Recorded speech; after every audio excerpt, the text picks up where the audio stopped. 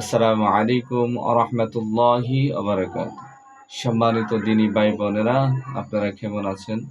Quranic শেফা centre YouTube channel পক্ষ থেকে আপনাদেরকে অভিনন্দন। আজকে নিয়ে এসেছি আপনাদের সামনে আয়াতুল কুরসির 4 নম্বর আমল, চতুর্থ আমল।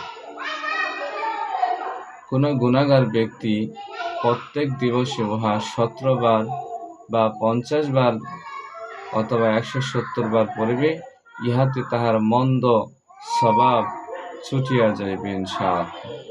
তো সম্মানিত দিনী ভাই বোনেরা, আমাদের পরিবারের মধ্যে অনেক আছে বাচ্চা কথা শুনে না, তার স্বামী চরিত্র খারাপ, বউ চরিত্র খারাপ, স্বভাব ভালো না।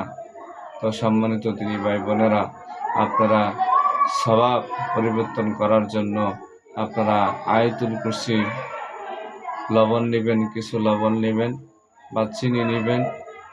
লবণ চিনি দুইটা সামনে নেবেন। নেওয়ার পরে আপনারা 17 বার আয়াতুল কুরসি অথবা 50 বার আয়াতুল কুরসি অথবা সর্বোচ্চ 170 বার আয়াতুল কুরসি পরে ওই লবণ এবং চিনির মধ্যে ফু দিবেন। তার নাম, তার বাবার নাম বলে ফু দিবেন। ছেলে হলে ছেলের নাম, ছেলে বাবার নাম, মেয়ে হলে মেয়ে, মেয়ের মার নাম করে ফু দিবেন লবণ এবং চিনিতে।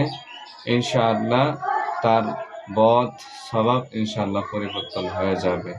আল্লাহ পাক এই আয়াতুল কুরসির চতুর্থ আমল সকলকেই করার তৌফিক দান করুক।